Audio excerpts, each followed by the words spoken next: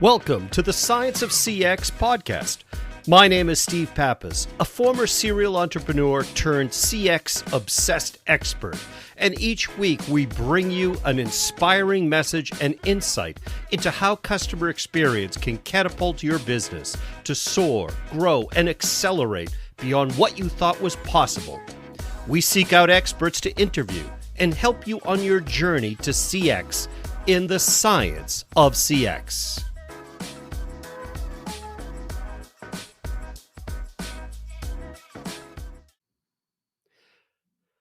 Welcome again, everybody, to another episode of the Science of CX. As always, I'm Steve Pappas, your host, and we are having another great show for you. As you know, we've been trying to bring you different aspects of customer experience. So we search high and low for experts in various parts of the field that have touched upon CX from different angles.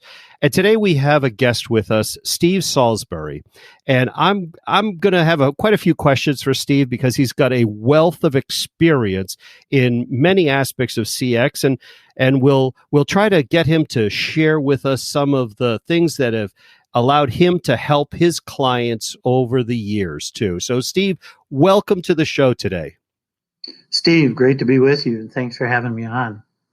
Oh, it's our pleasure. So let me tell everybody a little bit about you. So let me go through your bio just so everybody understands who we're talking to today. So Steve Salisbury is passionate about working with executives to close the strategy to execution gap. If there was an area that we want to talk about, that's it.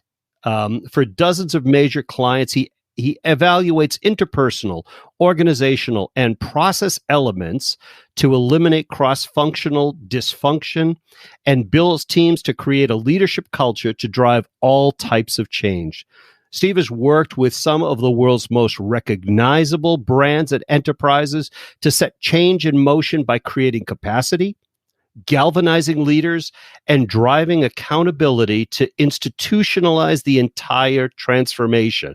That's a mouthful, Steve. You've done quite a bit. But if I pick apart some of that, there's some real interesting things there. One of the things, and one pet peeve I've always had, is that a lot of times in CX, people concentrate on the upfront evaluation, the analytics, and the process mapping of CX. And many times things fall down because they haven't figured out how to take that strategy and really execute on it and operationalize it so that, operator 24 sitting in Omaha, Nebraska knows exactly what to do. So I think that's an area that maybe what we'll do is, we'll talk about that a little bit. And the other side is I really love the cross-functional dysfunction. That, in my mind, and we've talked about it many times, the dysfunction in organization also tends to be where the silos and the ownership problems are. And maybe we'll be able to talk about those things. Does that make sense today? Yep, you betcha. Yeah. Good. So actually, let's take the strategy to execution gap. Just from your clients, is that the area that you find you need to concentrate on, based on what I was saying earlier, that, people do the upfront work and think they're done, or maybe they don't even know what they need to do, but getting it into the hands and the minds of the people that actually do the work, that's an interesting area. Is that what you've seen? Yes, indeed. So I've been working in various elements of change management for most of my career, and all kinds of different kinds of change, and across multiple industries.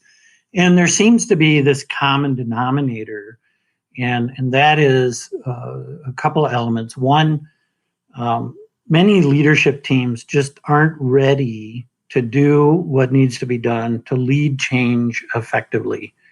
And it seems like it boils down to cultural elements, right? There's a difference between putting together a fantastic strategy and then figuring out how to implement it. And one of the concepts that I talk with leaders about is, think of your employees as customers of the change. because at the end of the day, when this thing is implemented, they're the ones that are going to be left to make it work and run it on a day-to-day basis. So think of them as customers and make sure that they have a role in making it successful. So if we take that a little bit further, and I love that, thinking about the employees as customers of change, it can also go the other way too, right? So the executives can buy in, and the executives could say, hey, we're going to move into this more customer-centric direction, and we're going to do these various projects around figuring out how we get better. But it's also going to be up to the employees to change, right?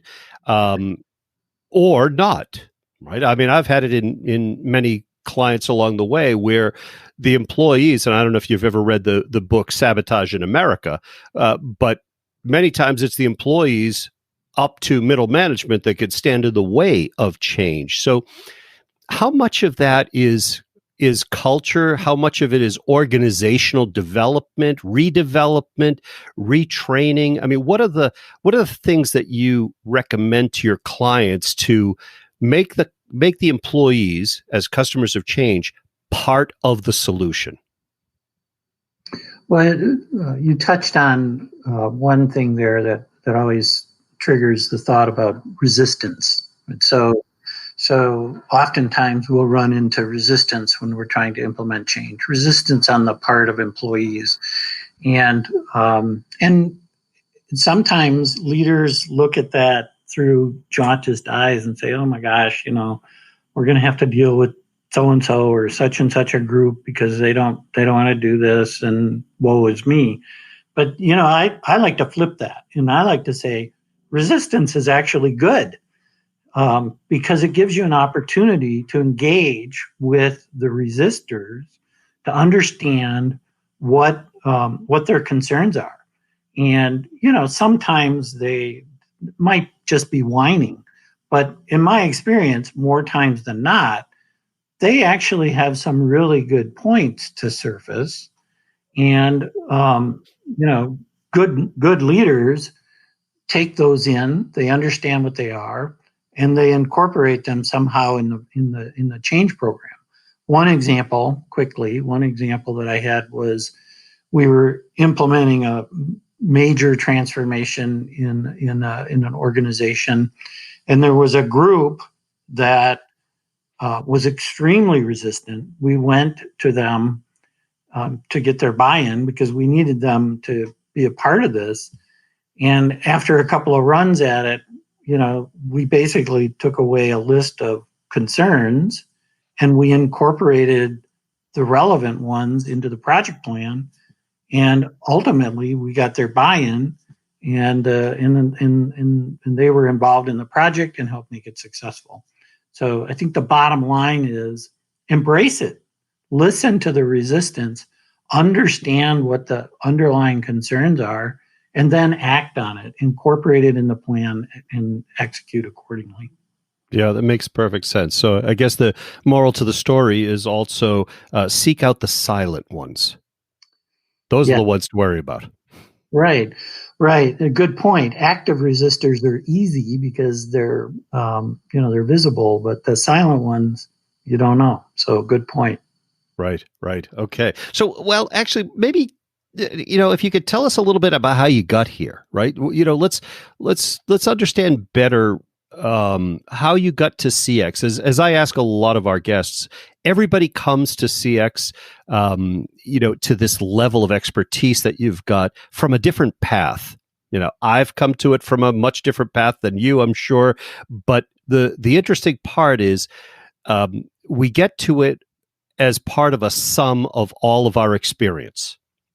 And maybe give us a couple of minutes on how you got here. Where did that begin?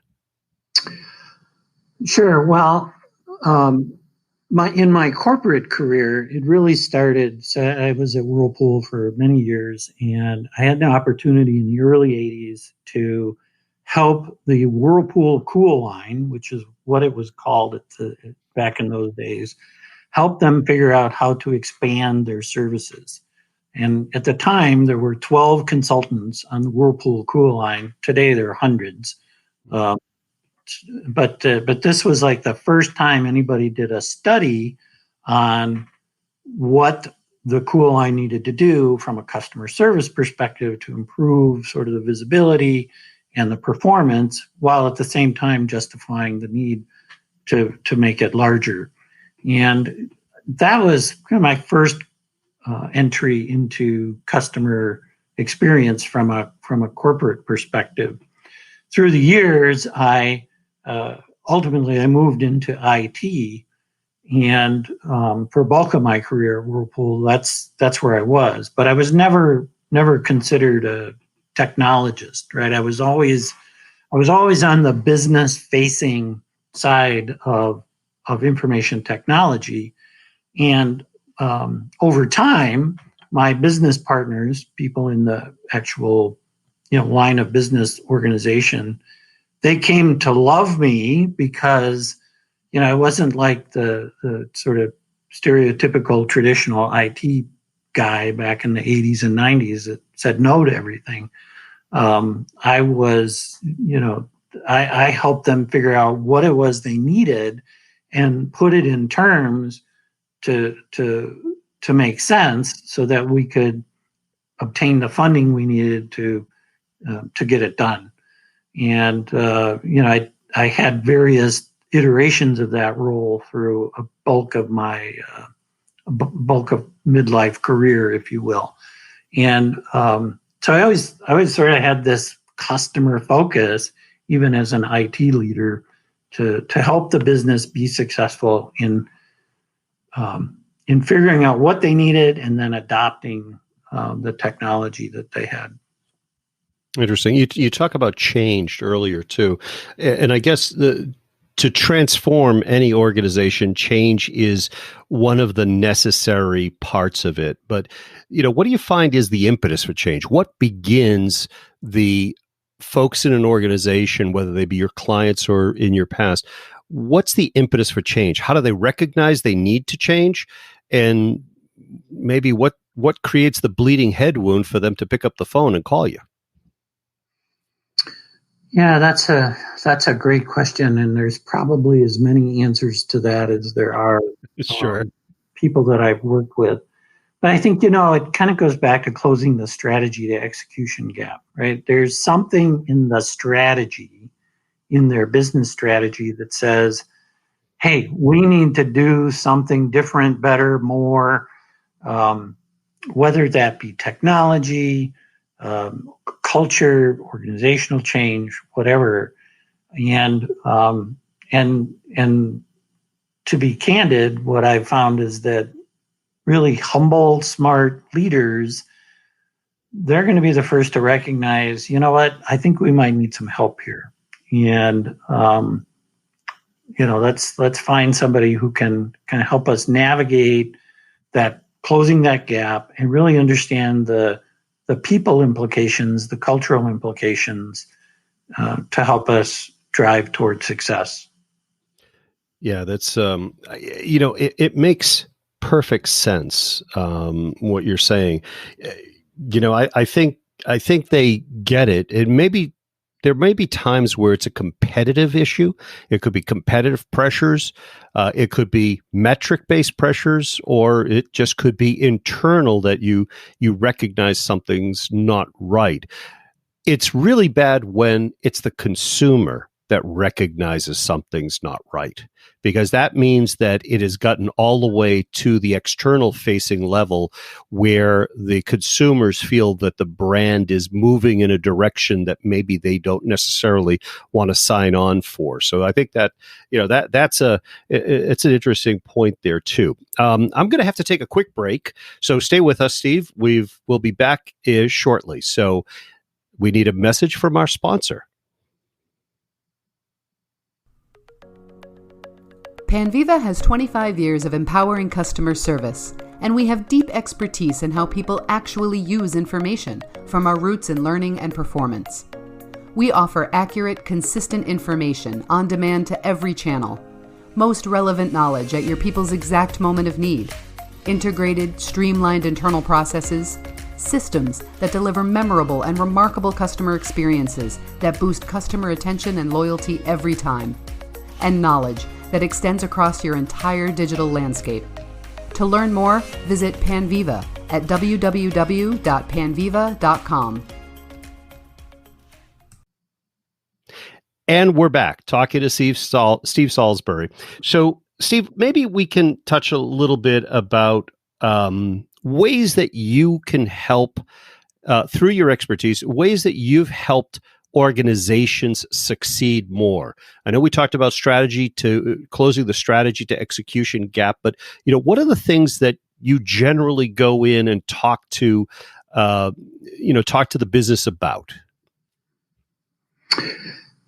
Another great question. So when I think about closing the strategy to execution gap, there's a couple of things, and it boils down to, simply put, there are either structural issues or there are behavioral issues, or there may be both, behavioral, cultural. And so when I go into a new client, we'll talk about the leadership team, how aligned they might be, where there might be opportunities for improvement in that alignment. Sometimes there are structural issues around process, right? The processes aren't defined well enough between functions that adds to this cross-functional dysfunction. And so, we might have to address process or structural issues as a result. And sometimes it's just organizational health, getting kind of toward the behavioral or cultural components. And, there was one client that I worked with where there was, they had restructured their organization. They brought together a new team from other teams. They made up a new team, bringing people in from other teams. And this new leadership team, they didn't really work well with each other. They were new to each other, and they hadn't developed enough sort of organizational trust to really be able to enter into debate and have healthy conflict around what it was that they were trying to do. In the beginning, there was a lot of in their staff meetings, there was a lot of I call it advocacy, but not a whole lot of listening, right? So everybody would get in and get on their soapbox and pontificate about what it was they needed, but nobody was ever really listening to each other. And so we did some workshops over time to really get them to understand that they needed to have more dialogue and less pontificating. And that was predicated on building some trust that they were actually going to be able to work together. And it also, in this particular case, I had a great senior VP client that I was working with that was very open to the kinds of things that needed to be done to help this team really come together, gel, and work together more effectively. Great. Well, I know we talked earlier before we went on the air about an interesting customer experience aspect that you have around a vacation rental. And I was wondering whether or not you could just share your outlook on something as straightforward as having a vacation rental. How do you approach that from a real CX perspective? Yeah, it's an interesting sort of side thing that I'm involved in. Long story short, this was a home that belonged to my parents, who are now both deceased, and I inherited it and didn't quite know what to do with it in the early days. And it occurred to me, given the location, that it could be a great place for people to hang out. So I did some homework, right? I said, yeah, we can make this a vacation rental, but I want to understand what vacation rentals are all about. And so, I went to a few, spent weekends away from home, went to a couple of B&Bs. So B&Bs are different than vacation rentals because, there's usually a homeowner on premise and they're serving you breakfast. A vacation rental is, you basically walk into an empty house and you have the whole thing to yourself for the weekend or whatever. This is tough research you had to do. I feel for you. Yeah, well, it was interesting, and you pick up on little things. So I remember we went to a B&B, probably not too far away. Well, none of these were terribly far away, and they had some things in the room that you wouldn't normally think of, like a little basket of cookies or a bottle of sparkling juice. And we ended up incorporating those into our customer experience. We went to another vacation rental in the winter, and when we walked into the house, the heat had not been turned up, and it was cold. It took about 6 hours for that house to warm up to where we were comfortable. And, that pretty much shot Friday night. And so that was a trigger. Be sure that you turn the thermostat up well before the people come in the winter, turn it down in the summer, so people are comfortable, right? So those are very simple things, but I think add to the customer experience. So people walk into a cool home or in the summer, or, there's a basket of cookies there or whatever. Interesting. Well, it's it's amazing because those of us in CX, we can't stop thinking along those lines. So it's interesting that you took that into your own, let's call it a side business, and you incorporated the stuff that you do day to day to do the research, to put yourself in the persona, to map out the journey, so to speak, and to create a better experience. So that's why we're here. I mean, that's why we do this podcast, is because we want to bring the things that make you think, right? The things that make you think about how do you treat the customer as the center of the universe, and they are everything because they're the ones paying us and they're the ones that we need to satisfy. So you talk often about leadership too. Maybe we can touch upon leadership here too. You talk about the active leadership model and how that differentiates. Can we talk about, I mean, we know that it takes management buy-in, but how does the active leadership model that you talk about, how does that factor in here? Well, so the active leadership model, I think if I were going to boil it down into a couple of sentences and not go through the whole acronym, right? If I were to boil it down in a couple of sentences, it's really about being more employee-centric, being more customer-centric, right? We talked about employees as being customers of change earlier, right? So think of it in those terms. It boils down to being more collaborative in your approach as a leader and less hierarchical. The days of top-down command and control leadership, I think there's still a lot of it out there, but I think they're becoming more and more numbered, right? It doesn't work anymore. And younger people want to have a bigger voice in their destiny. They want to be more involved. They want to make a difference faster in their careers.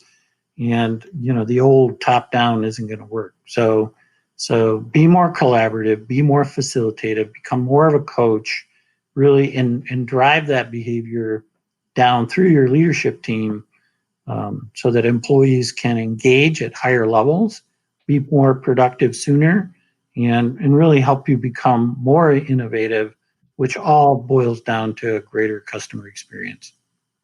Well, that's great, Steve. We've covered a lot of areas. I know we could cover a lot more, and our listeners may have some more questions, which we could certainly get to you. But I think we've learned some very interesting points. That I think one is that the employees are the customers of change within your organization. When you're looking to go down this CX path, And another thing that Steve gave us was engage the resistors.